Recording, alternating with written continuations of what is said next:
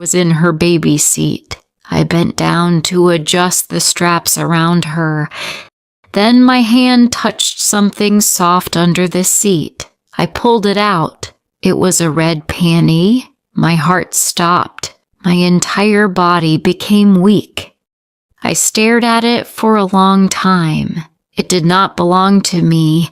I knew that immediately. I had never worn anything like that.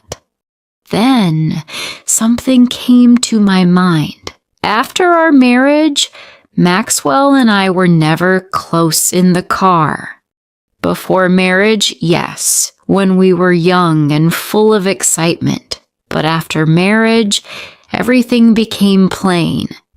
Life became routine. So, how did another woman's panty end up in our car? Suddenly, a memory from 2 nights earlier came to me. Maxwell was lying on the bed holding his phone.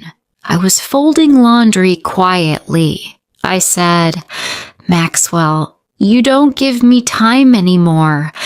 You are always out working. You don't look at the kids anymore. You don't even look at me anymore."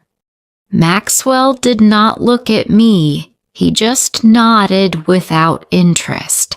Then, suddenly his phone rang. Maxwell stood up quickly and walked into the bathroom. He closed the door behind him.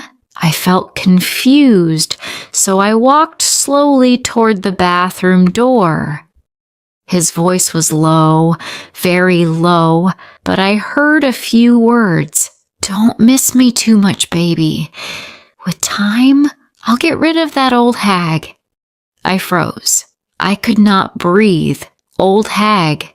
That was how my husband described me. The man I cooked for every day.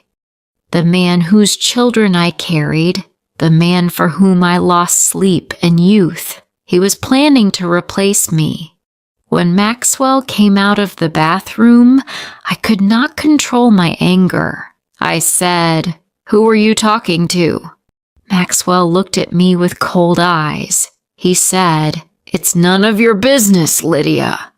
My heart broke. Before I could stop myself, my hand moved. I slapped him hard on the face. The sound echoed in the room. Maxwell's turned slowly toward me. His face was full of anger. That was my biggest mistake. He grabbed my arms and pushed me hard against the wall. My shoulder hit the wall painfully. I cried out. Maxwell said angrily, "You old hag! This is the reason I don't love you anymore." Then he picked up his jacket. He said, "I am leaving you. I will marry my girlfriend whether you like it or not." Then he walked out of the house. Maxwell did not return for 1 week. Our son asked every night where his father was. I did not know what to say. Then one evening, Maxwell suddenly came back. To my surprise, he fell on his knees. He said, "Lydia, I am sorry. I have been a terrible husband. Please forgive me." Then he said something unexpected. He said, "Let's go away for the weekend.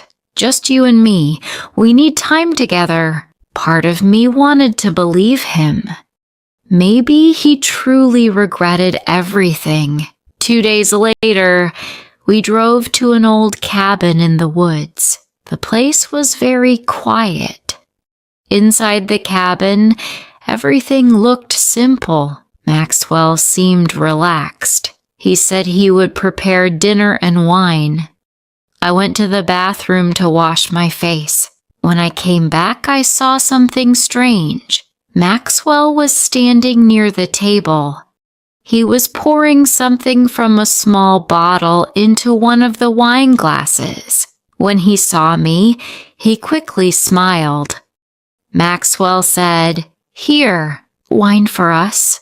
I looked at the glass carefully. He said, "Why aren't you drinking?" Then suddenly, He laughed and drank from the same glass. He said, "Relax, Lydia. It's just a love potion."